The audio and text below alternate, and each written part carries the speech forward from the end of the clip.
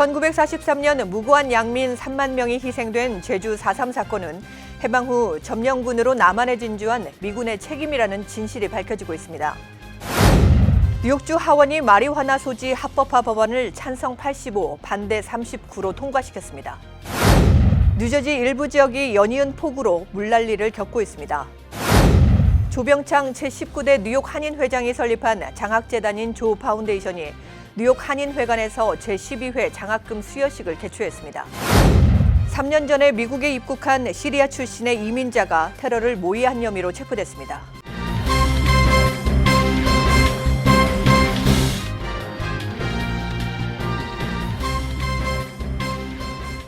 시청자 여러분 안녕하십니까? 금요일 KBTV 9시 뉴스입니다. 첫 소식입니다. 1943년 무고한 양민 3만 명이 희생된 제주 4.3 사건은 해방 후 점령군으로 남한에 진주한 미군의 책임이라는 진실이 밝혀지고 있습니다. 주 유엔 대한민국 대표부의 주최로 20일 오후 유엔 본부 회의실에서 열린 제주 4.3의 진상규명 국제심포지엄에 참석한 역사학자와 언론인, 4.3 피해자들은 한결같이 4.3의 미국 책임론을 주장하며 미국은 진실을 밝혀야 할 것이라고 강조했습니다. 자세한 내용을 양준하 기자가 전해드립니다. 제주 4.3의 진실 책임 그리고 화해란 주제 아래 열린 이날 심포지엄에는 강우일 전 한국 천주교 주교회의 의장, 한미 현대사 전문가인 브루스 커밍스 시카고대 석좌 교수와 퓨리처상 수상자 언론인 찰스 헨리, 4.3 피해자 등 200여 명이 참석했습니다. 박명림 연세대 교수의 사회로 진행된 심포지엄에서 강우일 전 주교는 미군은 제주도 주민 전체를 빨갱이로 간주했다고 지적하고 미군 지도부의 이 같은 오해와 편견이 3만여 명에 이르는 도민 학살극을 불렀다며 미국 책임론에 불을 지폈습니다. 브루스 커밍스 교수도 강주교의 이 같은 주장에 동의했습니다. 스빈다 스빙그는 미군 점령하에서 어떻게 가혹한 대학살이 일어날 수 있었느냐고 반문하면서 미국은 이 질문에 답변해야 한다고 역설했습니다. 고완순 4.3 유족회장은 4.3 진압군의 총뿌리 앞에 3살짜리 남동생, 외삼촌, 외할아버지 등 일가족 6명이 처절하게 숨졌다고 증언하며 눈시울을 붉혔습니다. 그는 제주 4.3 학살은 미 군정이 자행한 잔혹한 인권 유린 행위라며 미국 정부의 반성을 촉구했습니다. 이 심포지엄은 제주특별자치도, 강창일 국회의원, 제주 4.3 평화재단 등의 공동주관으로 열렸습니다. 이 행사를 총괄 기획한 양조훈 제주 4.3 평화재단 이사장은 이번 심포지엄은 4.3의 진실 규명을 통해 미국의 책임 문제를 규명하고 제주도민들이 비극적 참상을 딛고 화해와 상생의 세계적 모델을 만들었던 과정을 널리 알리는 좋은 기회가 됐다고 평가했습니다. 한편 이날 오후 유엔 대표부에서 열린 환영 리셉션에서는 찰스 글 전 연방 하원 의원 등 200여 명이 참석해 4.3의 진실을 세계에 알린 심포지엄의 성공적 개최를 축하했습니다. KBTV 뉴스 양준하입니다. 뉴욕주 하원이 마리화나 소지 합법화 법안을 찬성 85, 반대 39로 통과시켰습니다. 이 새 법안은 마리화나를 2온스까지만 소지하는 경우는 죄를 묻지 않는 내용입니다. 하지만 공공장소에서 더 많은 마리화나를 소지하고 있거나 피우는 행위를 할 경우 $50에서 최고 $200의 벌금을 물게 됩니다. 상원은 이미 목요일에 법안을 통과했고 앤드류 쿠오모 주지사의 서명만 남겨놓고 있습니다. 뉴저지 일부 지역이 연이은 폭우로 물난리를 겪고 있습니다. 강한 바람과 함께 쏟아진 이틀간의 폭우로 인해 웨스트빌 지역 등은 도로가 침수되고 집안에 물이 밀려 들어오는 피해가 속출하고 있습니다. 오늘 오전에 또 한 차례 폭우가 이어져 피해는 더 커질 것으로 기상대는 관측했습니다. 뉴저지의 홍수 다발 지역에 일어난 이번 피해로 긴급 지원 대책이 시급한 상황입니다. 그동안 연이어 내리던 폭우가 오늘 오후에 그치면서 본격적인 여름철 기후로 들어설 전망입니다. 조병창 제19대 뉴욕 한인회장이 설립한 장학재단인 조 파운데이션이 20일 뉴욕 한인회관에서 제12회 장학금 수여식을 개최했습니다. 찰스윤 뉴욕 한인회장, 박효성 대한민국 주 뉴욕 총영사, 임마철 민화협 뉴욕 협의회 대표 상임의장, 박면수 민화협 뉴욕 협의회 상임의장 등이 축하하는 가운데 열린 수여식에서 조병창 회장은 클레오파트라 임, 최원석 등 12명의 학생들에게 각 $2,000의 장학금을 전달했습니다. 조 회장은 격려사를 통해 근면 검소한 생활로 인격을 다지며 미국 사회 발전에 기여하는 유익한 인재가 될 것을 당부했습니다. 조 회장은 2007년 12월 사재를 털어 장학복지재단인 조 파운데이션을 설립해 올해로 12년째 매년 장학생을 선발하고 1인당 $2,000씩 장학금을 전달하며 소박한 나눔을 실천하고 있습니다. 이 밖에도 조 회장은 심장병 어린이 돕기, 불우 어린이 해외 결연 사업 등도 적극 지원하고 있습니다. 3년 전에 미국에 입국한 시리아 출신의 이민자가 테러를 모의한 혐의로 체포됐습니다. 보도에 양준하 기자입니다. 21살의 알로 웨머로 알려진 용의자는 피츠버그 북부 지역에 거주하면서 폭탄 제조에 필요한 물품을 구입하고 한 교회 건물을 폭파하려던 것으로 알려졌습니다. 신분을 숨긴 채 조사하던 FBI 요원은 용의자를 전격 체포하고 그가 이슬람 세력 지지자임을 밝혀냈습니다. 교회 목사인 마이클 데이는 아무런 일이 일어나지 않고 신도들이 무사히 집으로 돌아갈 수 있어 천만다행이라고 말했습니다. 용의자는 신분을 숨기고 접근한 FBI 요원에게 테러 모의를 발설했고 구체적인 계획을 이야기했습니다. 그는 자신이 구입한 폭발물 제조에 필요한 물품을 언급했으며 구글 위성 지도도 인쇄해서 휴대하고 있었습니다. 심지어 자신의 말을 듣고 있는 사람이 FBI 요원인 줄도 모른 채 목표 교회 건물에 어떻게 접근하고 어떻게 도망갈 것인 것까지 상세히 말했다고 사복 차림의 FBI 요원은 밝혔습니다. 용의자는 다음 달 백팩에 폭탄을 싣고 테러를 실행할 참이었습니다. KBTV 뉴스 양준하입니다. 목요일 밤 브루클린에서 저녁 7시경 묻지마 총격 사건이 벌어졌습니다. 길을 지나던 11살 소년과 31살의 남성이 총상을 입고 치료 중입니다. 보도에 황선균 기자입니다. 크라운 하이츠에서 범인은 길을 가면서 갑자기 총을 빼내어 눈앞에 있는 두 사람에게 총을 발사했습니다. 11살 소년은 현재 수술 중이며 생명은 건진 것으로 알려졌습니다. 31세 남성도 무릎에 총을 맞고 병원에 후송되어 치료를 받고 있습니다. 경찰은 범인이 총격을 가한 두 피해자와 아무 관련이 없는 것으로 말했습니다. 경찰은 달아난 범인에 대해 동기가 무엇인지 아직 알 수 없다고 전하고 범인 추격에 나섰습니다. 목격자인 한 여성은 총기 소지가 가장 큰 문제라고 고개를 흔들었습니다. KBTV 뉴스 황성균입니다. 다음 주부터 미국 내 유학생들에게 부과되는 각종 비자 수수료가 대폭 인상됩니다. 연방이민세관단속국 IC는 19일 최근 연방관보에 고시된 학생 교환 방문 프로그램 관련 수수료 인상 최종안이 오는 24일 자정을 기해 본격 시행에 들어간다며 주의를 당부했습니다. 이번 인상안에 따르면 우선 학생 및 직업연수비자 신청자들이 납부하는 I-901 수수료는 현행 $200에서 $350로 무려 75%나 오르고 교환 방문 비자는 $180에서 $220로 상향 조정됩니다. 또 I-20 입학 허가서를 발급하는 학교들의 I-20 인가 수수료도 현행 $1,700에서 $3,000로 76% 인상됩니다. 특히 I-20 발급 학교들이 2년마다 갱신해야 하는 재승인 신청은 지금까지 무료였지만 앞으로는 $1,250의 수수료를 내야 합니다. 더구나 승인 신청이 기각됐을 때 항소하려면 $675의 수수료가 별도 부과됩니다. 분교를 갖고 있는 학교는 캠퍼스가 추가될 때마다 현장 방문 조사 수수료를 $655씩 더 납부해야 합니다. 스마트폰을 많이 이용하는 젊은 층에서 두개골에 뿔 모양으로 뼈가 튀어나오는 현상이 나타나고 있다는 연구 결과가 나왔습니다. 이 소식을 양준하 기자가 전해드립니다. 호주의 퀸즐랜드주의 션샤인 코스트 대학 연구팀이 18살에서 86살 사이의 성인 1,200명의 엑스레이 사진을 분석한 결과 이 중 젊은 층을 중심으로 3명 중 1명의 두개골 뒷부분에서 뿔처럼 뼈가 자라나는 경향을 발견했다고 워싱턴 포스트가 20일 보도했습니다. 왜 후두 융기로 불리는 이 현상은 처음 보고됐던 19세기 후반에는 매우 희귀한 사례로 여겨졌지만 최근 크게 늘었다고 연구팀은 지적했습니다.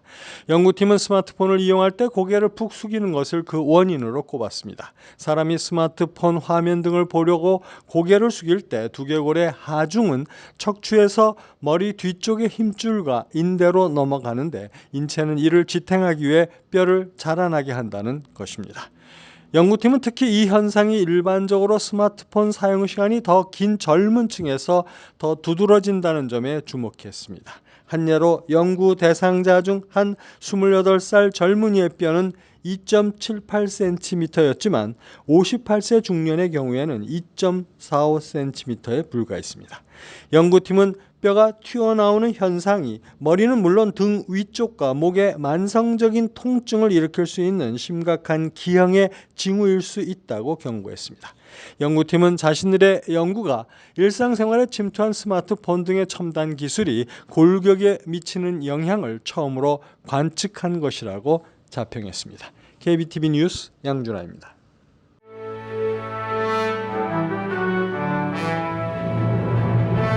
사건 사고입니다. 필라델피아에 있는 150년 된 정유 공장에서 대형 화재가 발생했습니다.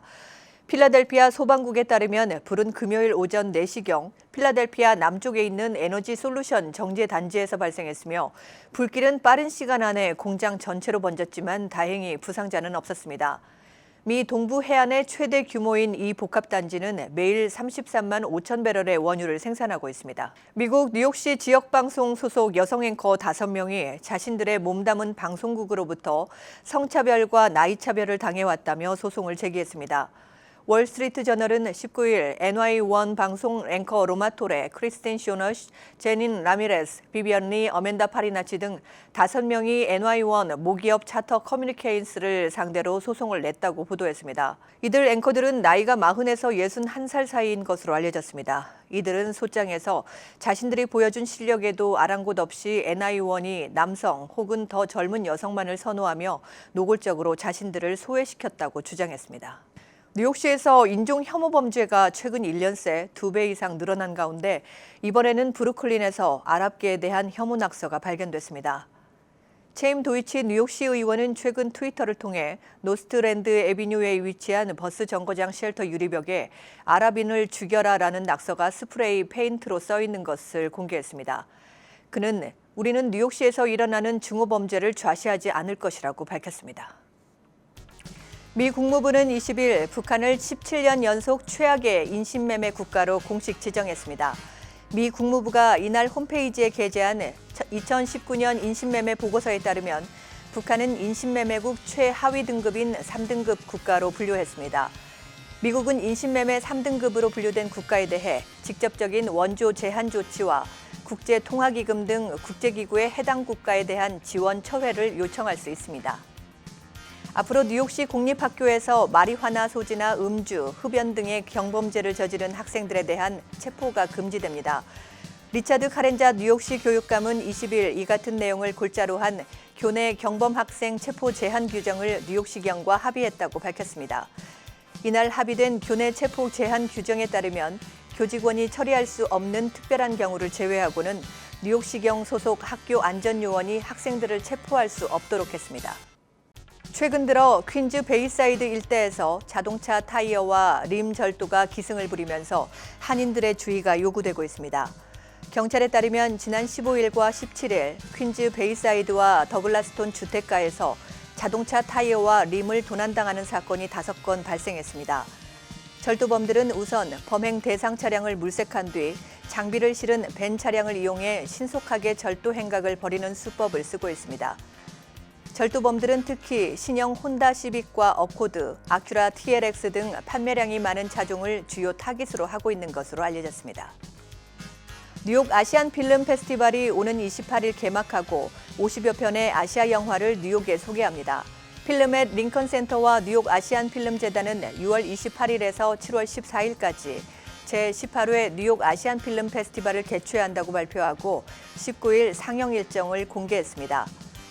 이번 영화제에서는 한국 영화 9편을 포함해 코미디, 드라마, 스릴러, 호러 등 다양한 장르의 총 53편의 아시아 영화가 뉴욕 관객들과 만납니다.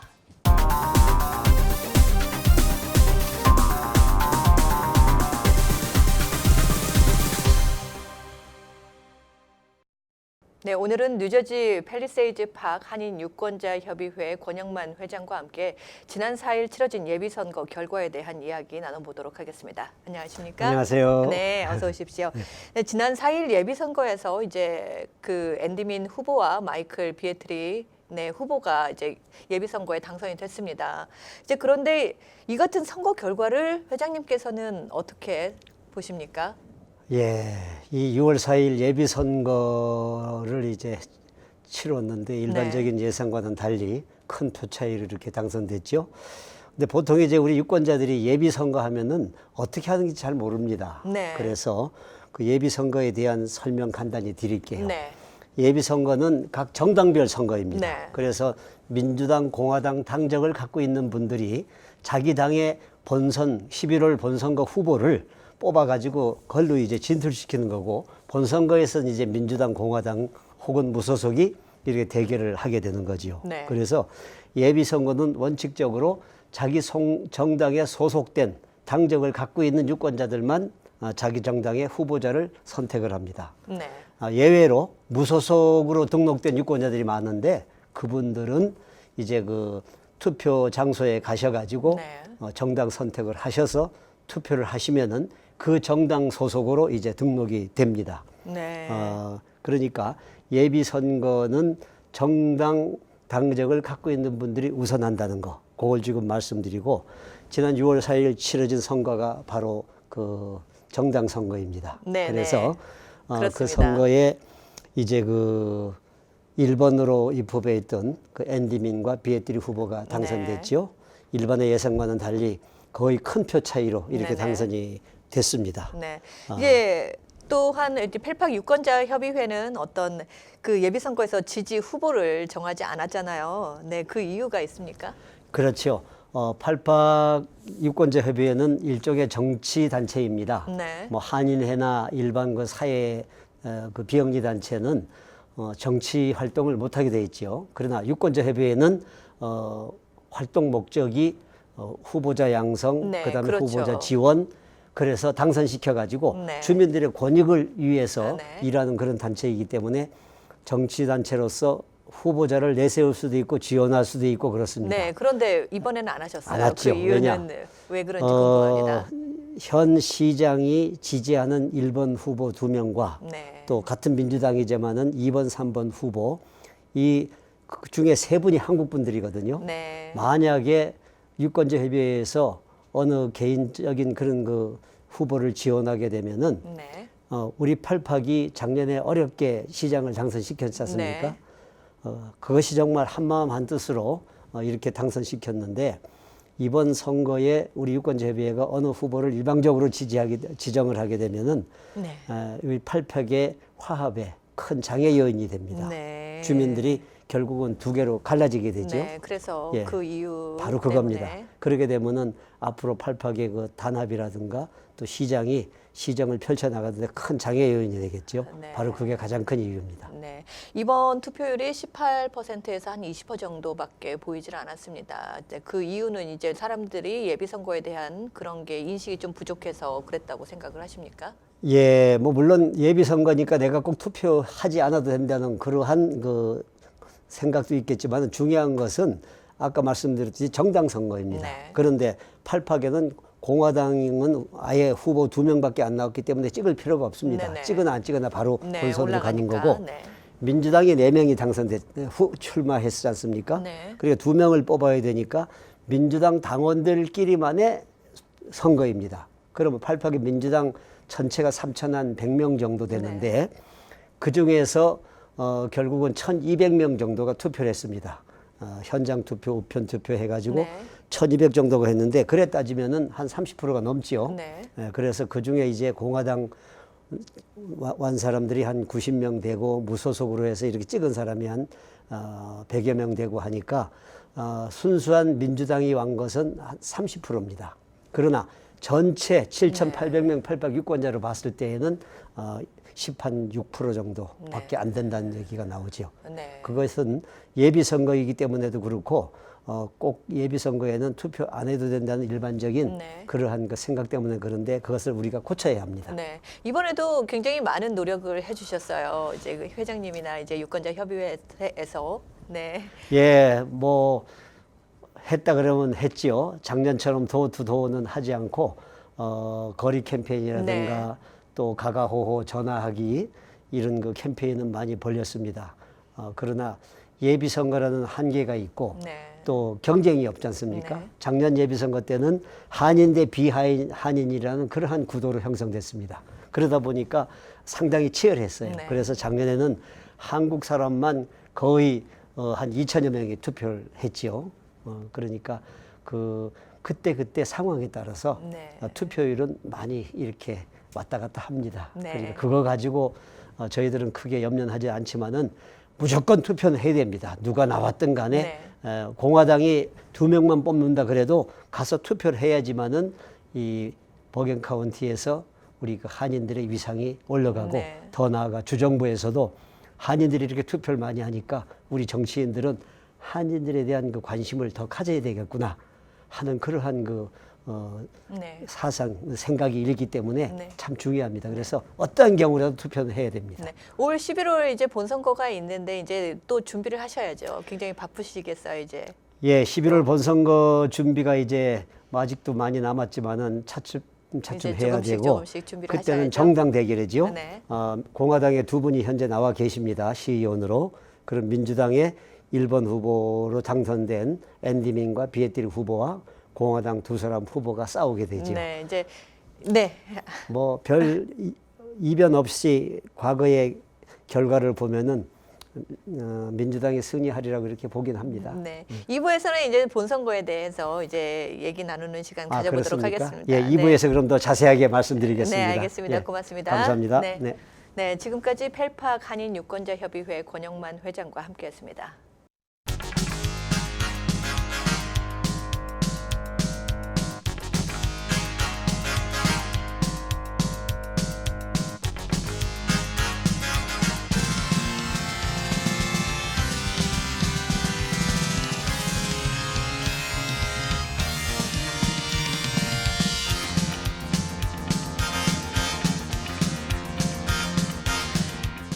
뉴욕과 뉴저지 날씨 전해드립니다.